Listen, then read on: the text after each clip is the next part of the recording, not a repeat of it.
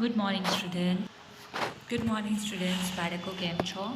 આજે પ્રો રોઝમાંથી એટલે કે પાછળનો બીજો યુનિટ કરાવું છું. આગળનો બીજો યુનિટ કમ્પ્લીટ થઈ ગયો છે આપણો. તો હવે અહીં પ્રો રોઝમાંથી બીજો યુનિટ કરાવું છું હું તમને. The art of white washing. Read the following paragraphs from the lesson. It was a Saturday, a holiday. આજે છે ને, એટલે તે લોકો કહે છે, જે લખનાર છે તે કહે છે કે શનિવાર હતો ને તે દિવસે રજા હતી, holiday. There was no school and no homework to do. તે દિવસે ના સ્કૂલ હતી ના હોમવર્ક હતું કરવા માટે. Tom was very happy. Tom નામનો છોકરો હતો તે ખૂબ જ ખુશ હતો. But just then aunt Polly call him and said. હવે ત્યાં બાજુ એની આંટી હશે ને તેમને બોલાવ્યું અને કીધું. શું કીધું? Look your Tom. જો અહીં જો Tom, today you are not going out to play. તું આજે બહાર નથી જવાનો રમવા માટે. I want you to white wash this whole fence. હું તારાથી એમ ચાહું છું કે આજે પૂરી ફેન્સ છે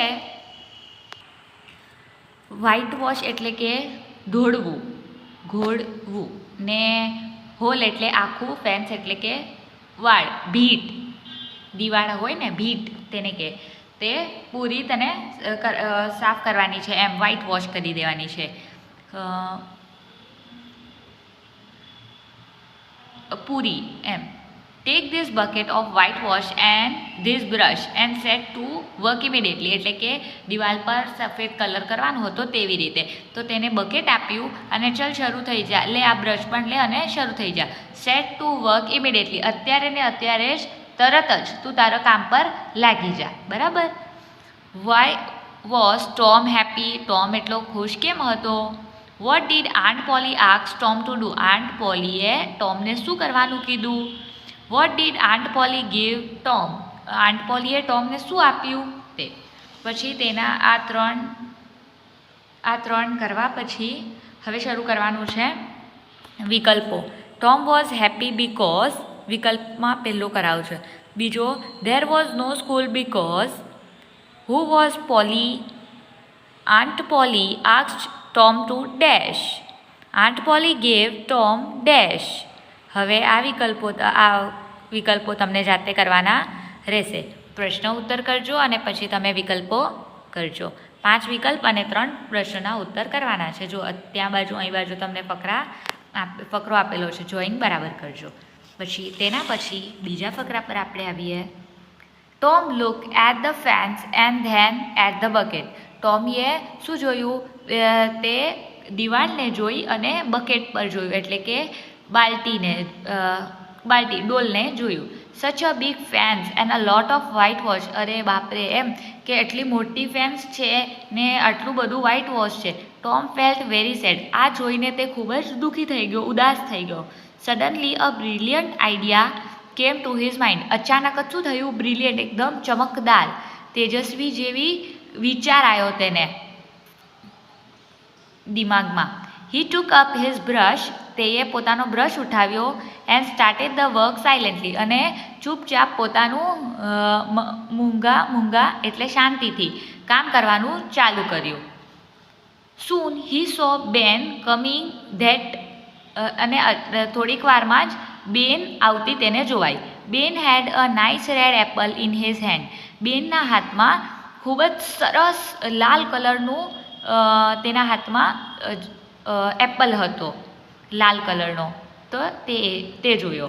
ટોમ્સ માઉથ વોટર્ડ. એટલે કે ટોમના મોંમાં એકદમ પાણી આવી ગયું તે જોઈને. But he continue two white wash. પણ તે પોતાનું વ્હાઇટ વોશ કરવાનું ચાલુ રાખ્યું હતું દિવાલ પર. Why was Tom sad. Tom ઉદાસ કેમ થઈ ગયો હતો? What did Ben have in his hand. બેનના હાથમાં શું હતું? પછી આ 2 પ્રશ્નના ઉત્તર કર્યા પછી ધ્યાનથી જોઈન કરજો.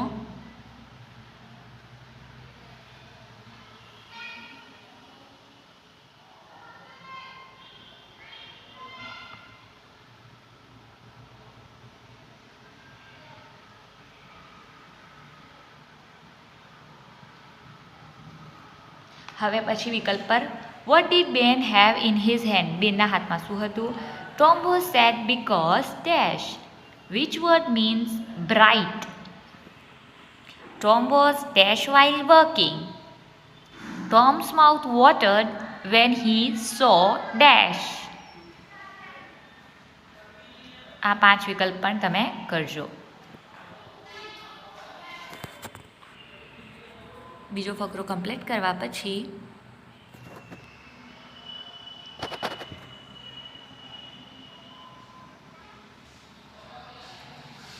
હવે ત્રીજા ફકરા પર Ben wanted to make fun of Tom. Ben તેના ટોમનો મજાક ઉડાવવા માંગતી હતી. He walked up to him and said. એ તેની આગળ ગઈ અને તેને કીધું, હલો ટોમ. ટોમને હાય હલ્લો કર્યો. What is this? આ શું છે? Work even on a holiday? છુટ્ટીના દિવસે પણ તું કામ કરે છે? Work said Tom. કામ? એવું ટોમે કીધું. What do you call work? તું કામને શું કહે છે? Why isn't that work? Asked Ben with a smile. હસતા હસતા કહે છે, તને ખબર નથી કામ કેમ? Tom return to his white washing and replied. એ વ્હાઇટ વોશિંગ કરતાં કરતાં તેને જવાબ આપ્યો, well may be it is not. હા, આ કામ હોઈ પણ શકે ને આ કામ ના પણ હોઈ શકે. All I know is that it delights Tom સોવર.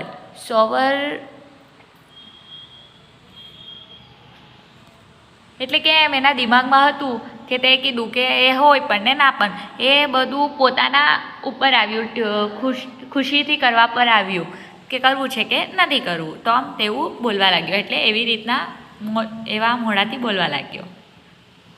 હવે આગળ વધીએ છીએ નેક્સ્ટ પેજ પર. તેનો પ્રશ્ન, વાય ડીડ બેન સે work even on a holiday? બેને એને એમ કેમ કીધું કે કામ તે પણ છુટ્ટીના દિવસે? તેવું તે કેમ બોલી?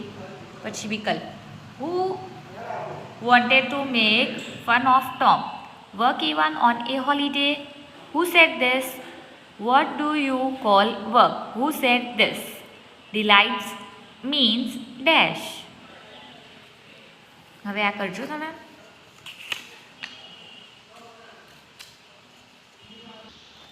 હવે આ કમ્પ્લીટ થવા પછી ચોથા ફકરા પર જઈએ. Tom carefully swept his brush like an artist. Tom ધીરે ધીરે પોતાનો બ્રશ ફરાવતો હતો, એમ એક કલાકારના જેમ. એમ બ્રશ ફેરવતો હતો એક કલાકારના જેમ. Then he stepped back. અને પછી એ એક કદમ પાછળ આવ્યો. And look at the paint. અને તે જે પેન્ટ કર્યું હતું, કલર કર્યો હતો દિવાલ પર, તે જોવા લાગ્યો. હી એડેડ અ ટચ યર. અને ત્યાં બાજુ એક ટચ પણ કર્યો. And a touch there. અને બીજો ટચ બીજી બાજુ. બેન વોચ્ડ ઓલ ધીસ. અને બેન વहाँ पे ખડે વहाँ ઊભી બધું જોતી હતી. He was gating more and more interested. અને આ જોઈને તેને ખૂબ જ આમ રસ આવતો હતો, આમ ઇન્ટરેસ્ટ આવતો હતો. At last he said. અને છેલ્લે પછી ટોમને એ બોલી, Tom may I white wash a little? Please મેં થોડું શું કલર કરી દઉં, વ્હાઇટ વોશ કરું થોડુંક? તેવું તે ટોમને કહેવા લાગી. Who was gating interested in white wash? કોને ખૂબ જ રુચિ હતી વ્હાઇટ વોશમાં? રુચિ આવવા લાગી. May I white wash a little? Who said this? Tom work like dash. Ben was getting dash. આ ચોથો.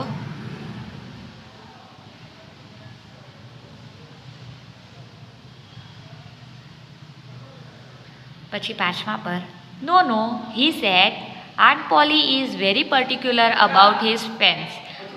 એ શું કીધું?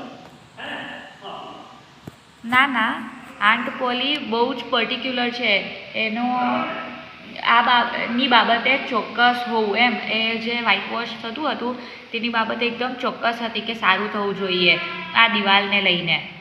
Everybody cannot paint the wall the right way. બધા છે ને, બધાનો તરીકો એક જ જેવો નહીં હોતો અને બધા એક જ સારી રીતે કરી શકે તે પોસિબલ નથી. આ બધાના કરવાના જેવું નથી. એમ ઇટ ઇઝ ધેટ સો. અચ્છા એવું છે. Aunt Polly asked Ben in surprise, एकदम ચોંકતા હુઆ, નવાઈ કરતા હુઆ તે બેને કીધું અચ્છા એવું છે Tom I will be very careful. પછી તે કહે છે હું ચોક્કસથી બહુ જ ધ્યાનથી કરીશ, હું બહુ ધ્યાન રાખીને કરીશ. Please let me try just a લિટિલ, મહેરબાની કરીને મને થોડુંક કરવા આપને, કોશિશ કરવા દે ને, પ્રયત્ન કરવા દે મને થોડું શું. Is that so, sorry Ben I don't mind, Tom said, ટોમે કીધું મને કોઈ પ્રોબ્લેમ નથી. Looking to be very kind, એકદમ દયાલુ બનીને કહેતા હુઆ. But you don't know aunt Polly, પણ તું ઓળખતી નથી આંટ પોલીને. શી વિલ કિલ મી, તે મને મારી નાખશે. She wants me and me alone to do it, એ મને અને મને જ ચાહે છે કે હું આ કામ કરું તેમ.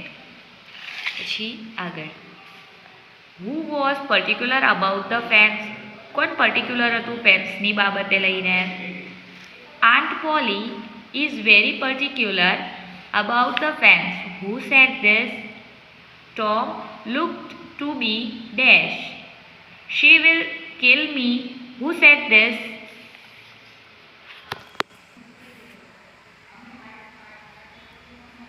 આ કમ્પ્લેટ તમને કરવાનું રહેશે. 5મા ફકરાનું જોઈન્ટ કમ્પ્લીટ કરજો.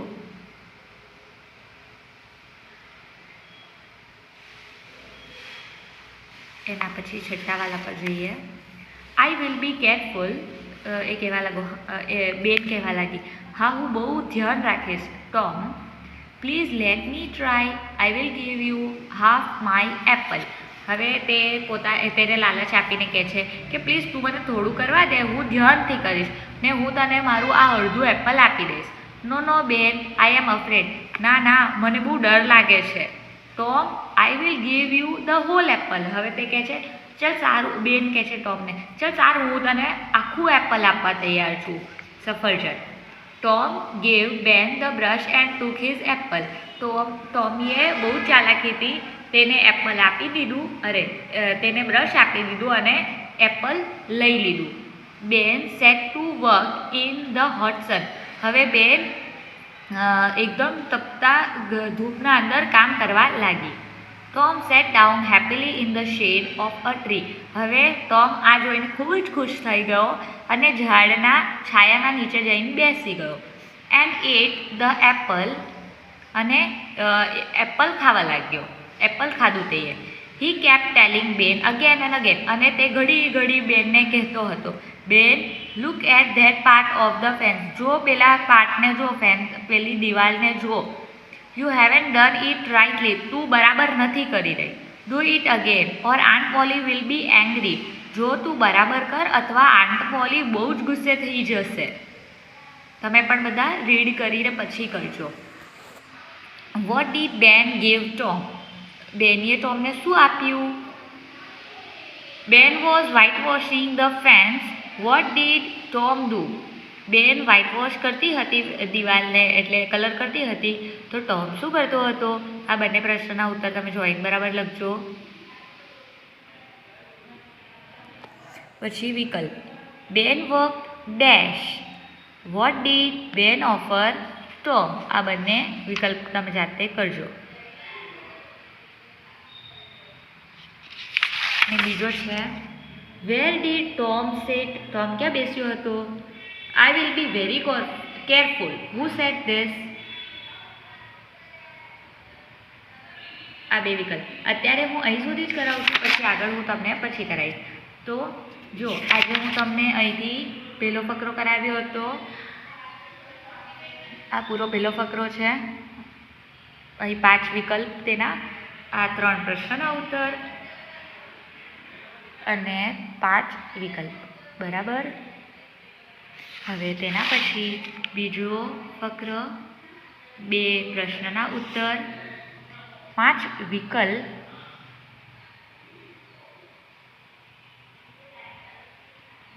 પછી ત્રીજો ફકર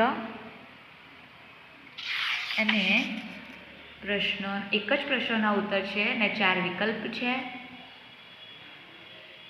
પછી ચોથો ફકરામાં બી એક જ પ્રશ્નનો ઉત્તર ને 3 વિકલ્પો છે. પછી 5મો ફકરો, એક જ પ્રશ્નના ઉત્તર 3 વિકલ્પ. પછી 6 2 છે પ્રશ્નના ઉત્તર, 2 વિકલ્પ ને 2 પાછળ છે. અહીં સુધી આજે હું તમને કમ્પ્લીટ કરાવ્યું. નેક્સ્ટ વિડીયોમાં હું તમને 7માંથી શરૂ કરીશ. બાય. ટેક કેર બાળકો, ધ્યાનથી કમ્પ્લીટ કરી લેજો.